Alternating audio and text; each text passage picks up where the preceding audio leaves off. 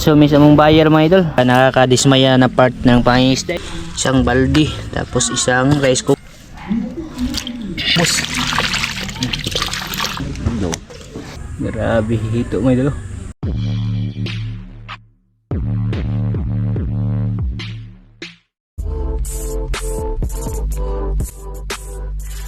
Mga idol, magandang umaga sa inyo lahat. Tanghali na pala, 12 na. I-update ko kayo sa dun sa namin, hito namin kahapon.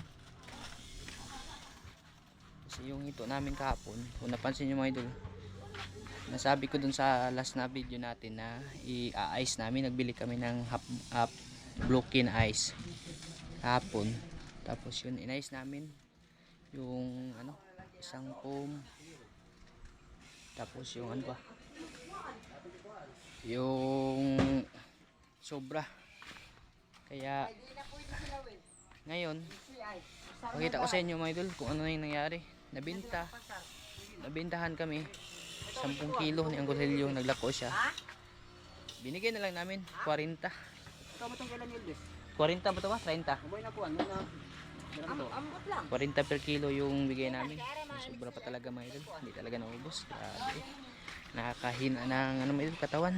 Pinaghirapan pa, hindi talaga nabinta. Oh mga idol, ito yung isda namin. Puhunan, lubog mga idol. Gasolina, lubog. Puhum na dosihan. Puno. Ito pa, langgana, puno ulit, asin. Yan, nalamas na ng asin. Ito pa mga idol. Oo, puno di hapon mga idol. Grabe, 10 kilo lang nabawas. Bali 11 kasi binigyan namin ng 1 kilo yung naglako. Piha mga idol na talaga na solusyonan. Ganitong klaseng isda din kasi pag wala kang suki talaga, ang hirap din siya yung ibenta ba, kasi pili yung ibang kumakain nito. Pagkagaya lang dito sa yung hito sa tabang, bihira lang yung kumakain ba. Kaya yung ginawa ay nilinisan, tinanggalan ng bituka, tapos ilalamas sa kilo-kilong asin. 4 ka kilo yung nabenta 400, tapos yung asin 120. So sino ko mga ito, 280 na lang among partihong apat. Ay nako, buhay talaga. Tapos ipitin nyo pa yung mga small time na mangingisda. So ito ko mga idol, kami ultimo mangingisda lang kami, ganito pa yung nangyayari. Basta kung masolusyonan ito mga idol, daing yung kalabasan ito lahat mga idol. Baka sakali ba na idadaing namin tapos mabenta siya pag tuyo na di ba boy? Yep. YouTube bagyo. Nababad siya ng sukal, 1 kilong asin. 1 kilo yung may 4 na ito, babad din to sa asin. Basta yun yung solusyon mga idol. Pero hindi mo na ngayon, bababad muna siya para maano siya mga idol, matuyo. Ngayon hindi pwedeng to mga idol, yan kapal ang ulap, walang matinong init. Unlimited kami ulam namin, isang buong buwan mga idol. Tuyo na hito, pirito, sinugba, iskabitsing hito, pwede din sa bawan, lagyan ng malunggay hito, mangga, kahit anong luto mga idol, basta hito. Mo ni kita og hito ulyo kan ito na lang talaga yung gagawin kasi wala sayang naman siya pag itapon mga idol. Wala ding tatanggap pag pamigay kasi bihira lang yung kumain kakain. Bihira lang talaga mga ganitong klaseng isda, bihira lang talaga yung kumakain ito yung binta namin. Bawasan ng asin, 120 asin ito yung pagpapartihin namin. 280, sunog pa yung katawan ni Moy. Nabigyan ni Moy.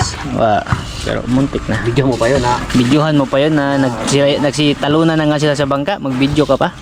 Nagliyab na yung gasolina, 1 galon. 1 galon yung gasolina.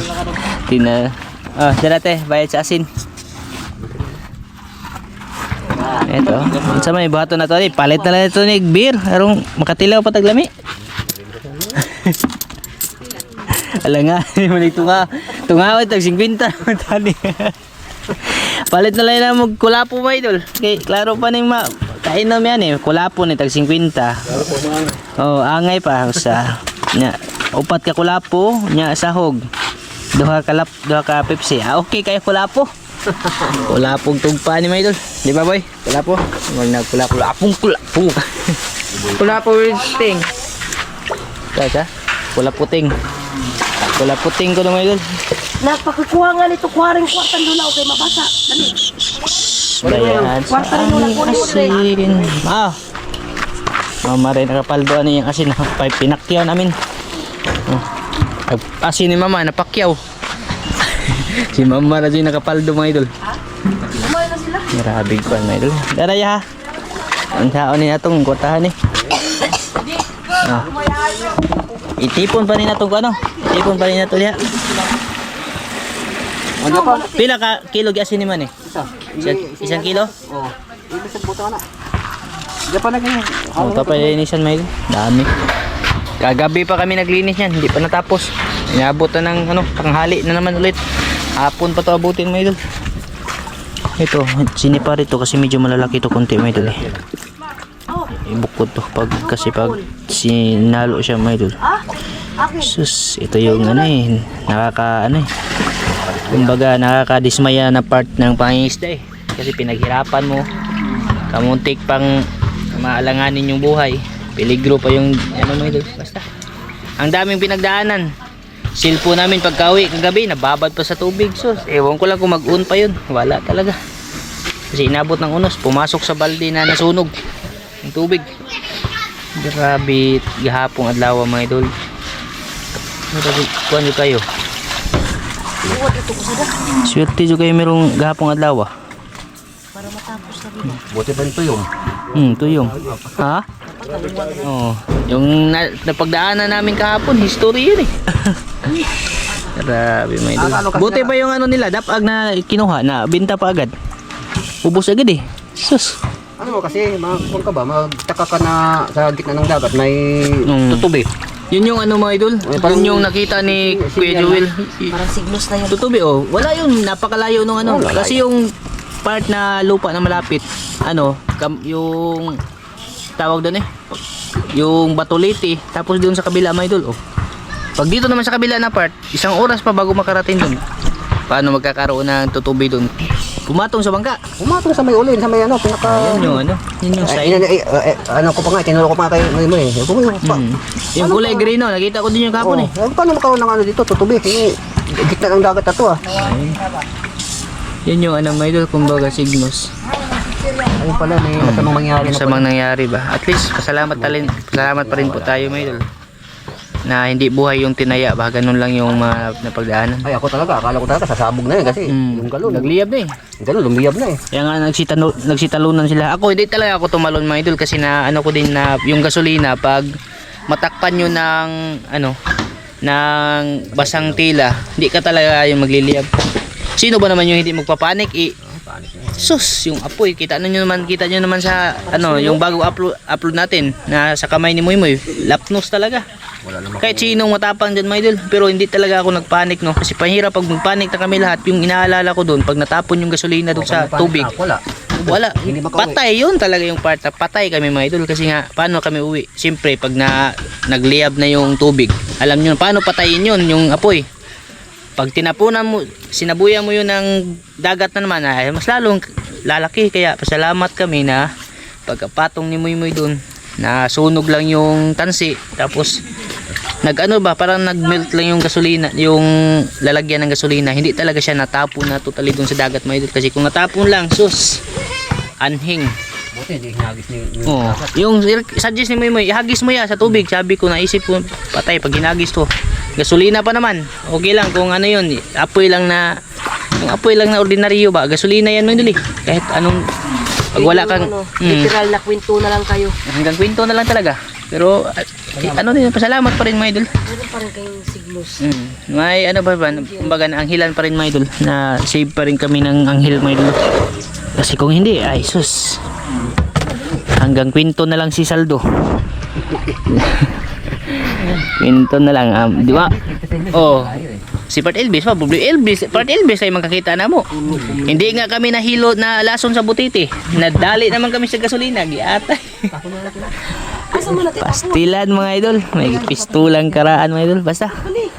Pininto ko to sa inyo, at least kahit paano, alam nyo din po yung mga nangyayari dito sa amin, yung mga nakakalungkot na part ba na pangingisda. Siguro magpapahinga muna kami sa panghuli namin ng hito, no?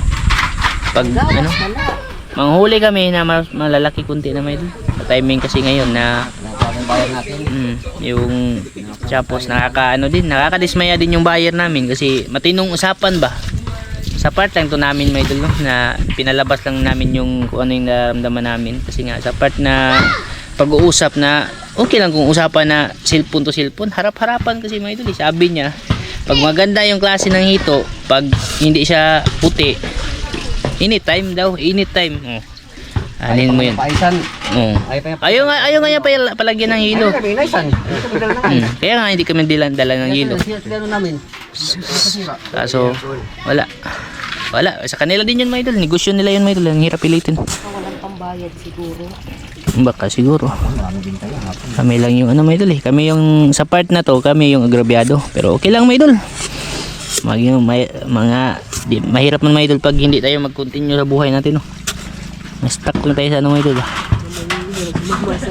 Basta yung benta ay sigurado ikulapo na ito naman mga idol. Arong maapod mo yung upat. Kaya hation to na mo, hindi mo ito magkasya. Gagawin pa namin ito ng paraan mga idol. Basta ito, tatanggalan pa ito ng bituka. Pag natanggal, babad agad tapos bilad. Pero babad muna siya sa asin. Ito mga idol. Yung malalaki na lagay ko na sa freezer. Nasipti ko na. Ito na lang mga idol. Lamas lang natin ito sa asin. Mamay magpalit pa.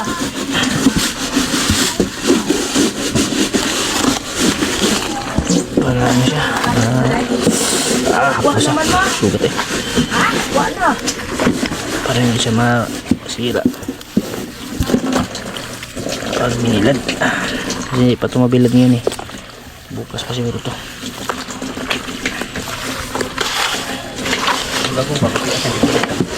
Ha? Oo. Agoy na po ito nok.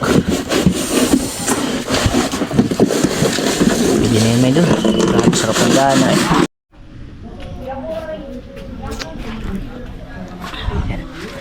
May idol, isang magandang umaga na naman po sa inyo lahat dyan.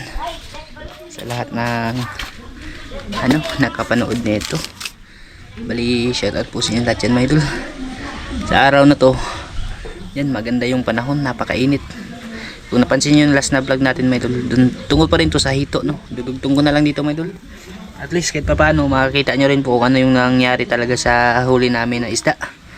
Bali, yung sabi ko nung last, pag mainit yung panahon, ay madadaing na natin yung hito. Yung isa na nababad na sa asin kapon, ibibilad na yun kasi nagpakita na yung haring araw, may idol.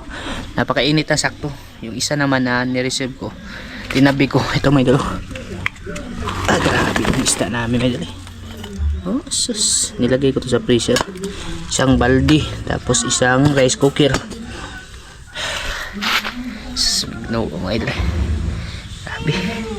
Diskartean na lang natin ito, mga idol, para kahit papano pag natuyo pwede siyang maibenta. Sana din mabenta to pag natuyo. Kaya yung gagawin natin ngayon, magdadaing tayo ng baldi-balding hito. Binaldi, isang baldi, tapos ano, bali pakita ko na rin sa inyo, mga idol, kung ano yung gagamitin nating mga sangkap, no? Tapos yung proseso, kagaya rin ang ginawa natin dun sa mga tilapia na huli natin danggit. Kailangan natin ng ano, mga idol, isang galon na suka talaga yung mga gamit dito kasi napakarami niya, mga idol. Pero ano mo na, yung alang-alangin mo natin na ibuhos pa, hindi mo na ibuhos lahat, mga idol. Bali, suka ito na tuba. Palanggana talaga yung inano ko, mga idol. Yan na muna. Dapat pure talaga siya, mga idol, na suka para hindi siya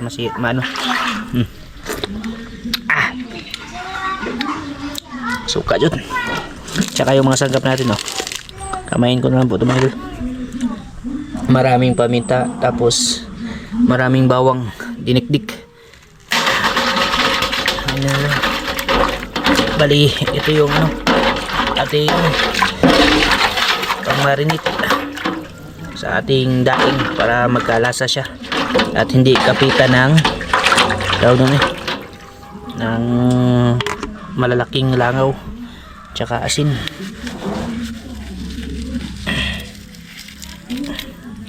Yung asin naman tamang tama lang na yung alat niya, may dul.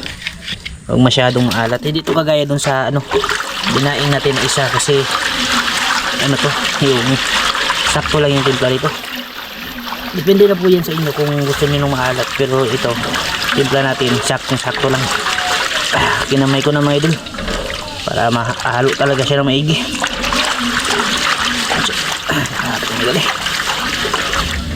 Tapos tingnan,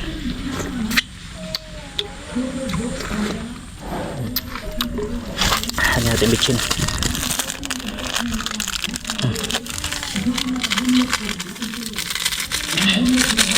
Dalawang pack siguro may kasi marami.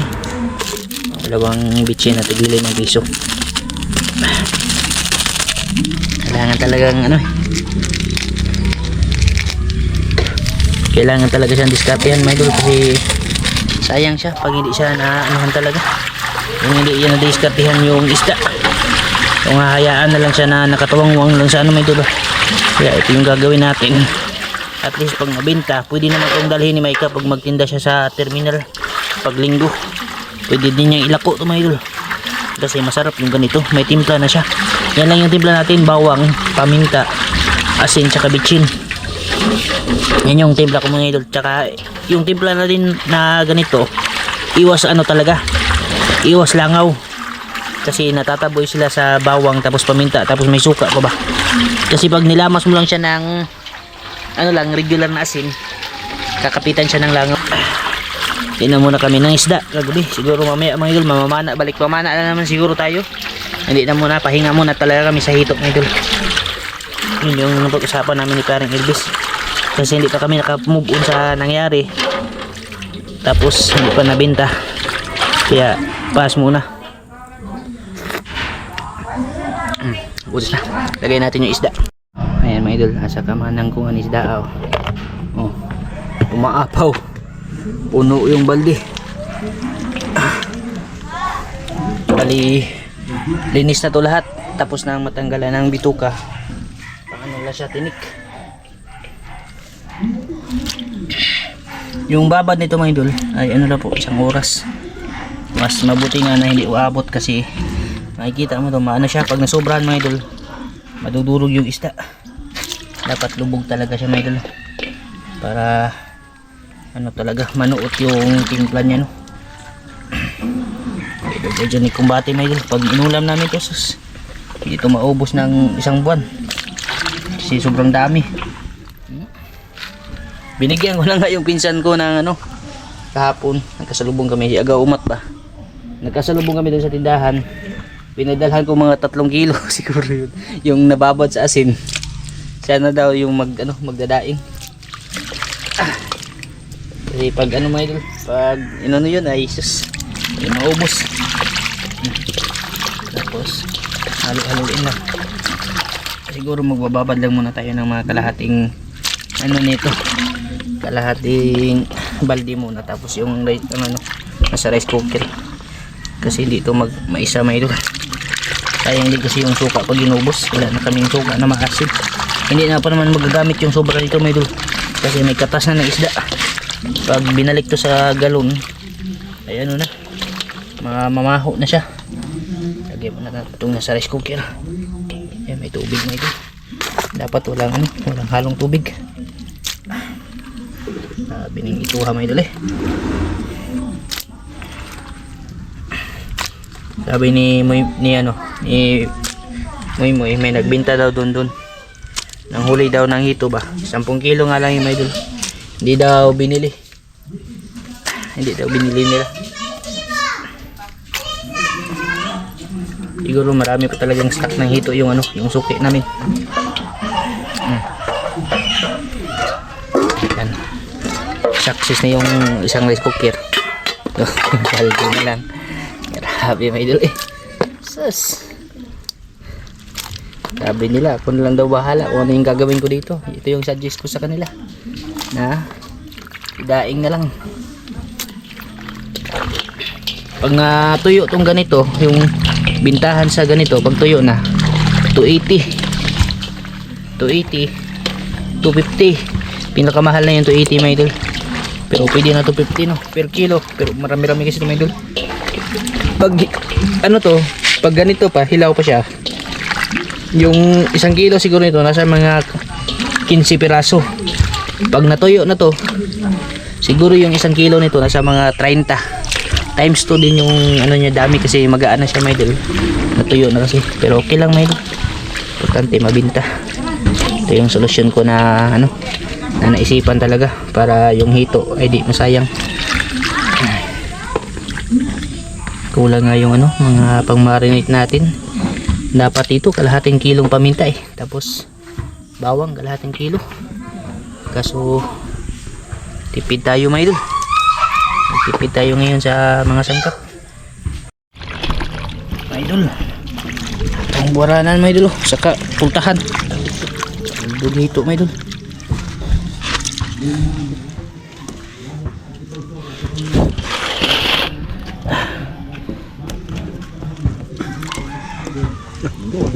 Ha? Butang ni kuan. Wala bigdaing eh.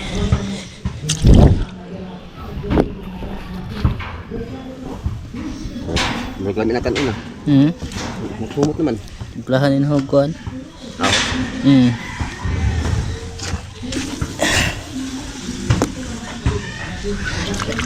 Maganda pag mainit talaga yung ano. Ano yung init mo, diba? Para madali lang tumatuyo. Baliktarin lang to siya pag ano, bandang tanghali. Mga 2 bilaran ito mga idol. Pwede na ni. Mutla yung hito na gusto ba? Tamaan ng suka na mutla. Miss putla na mga idol, samot pa.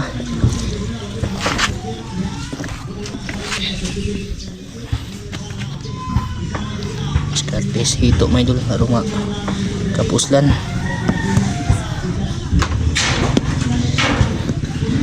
Ya boboya.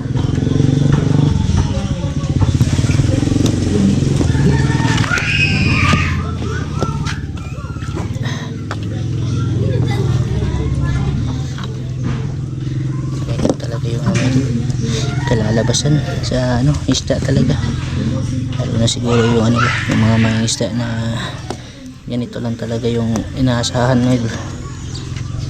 Mahirap talaga no, binibili.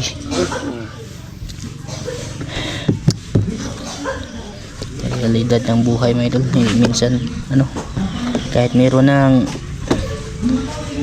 isda, hindi mo masisiguro na mabibili ba. Kung Manila pa niya. Manila to sigurado, pero nasa ano tayo eh, nasa probinsya, kaya di talaga ano mga idol. Ay nako,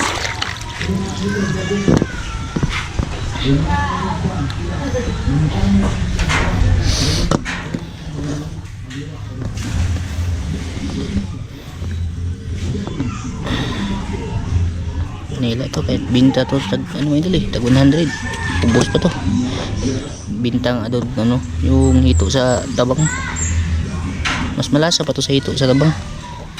Hindi ito balansa eh, yung sa tabang balansa yun mga idol.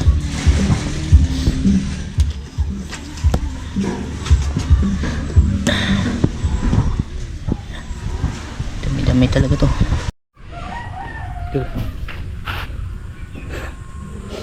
Grabe hito mga idol. Kulang pa yung bilaran namin. Siguro mga 3 ganito, kasama na yung nasa palanggana. Marami-rami din yung nasa palanggana. Hito pa lang ulam na. Isang buwanan talagang hituan to mga idol. Oh, hugasan ko pa to. Ito yung ano talaga, naburo sa asin mga idol. 2 kilo yung asin dito eh. Yun yung tamang-tama lang yung timpla. 2 klase siya. Pag may gusto ng ano, ng tinabal, yun yung bigay. pag gusto nila may timpla na suka, ano, bawang tapos paminta, ay ito yung bibigyan namin. Ayos mga idol. Solusyon ng ano yung taon. Diskartean para ano, mabinta.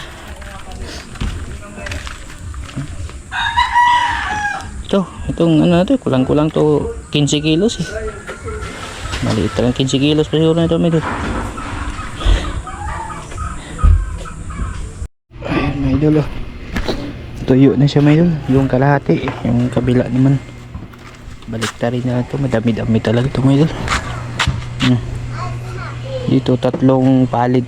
Tapos andun pa oh, isang yero tapos isang plywood.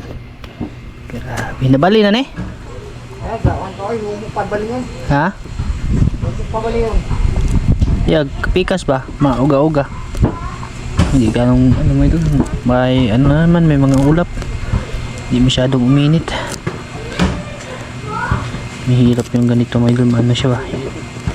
Ang ganda nito yung malakas talaga na init. Para matuyo talaga siya, no? Kung malakas lang to na init, wow, tuyo na to mga idol. Pero yung kabilang side medyo tuyo na naman kasi ano lang siya, 3 araw to.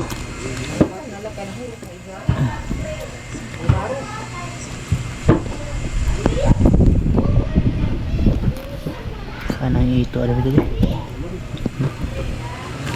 baka madala to ni may kasasunod na linggo.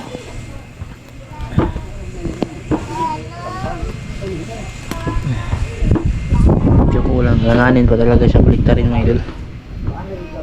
Kuan pa kunti, yung basa-basa pa kunti, yan o. Makulimlim kasi siya pag uminit pa to ng malakas, tuyo to. Kaya mamaya na siguro to kunti natin baliktarin, no? Basa pa talaga oh.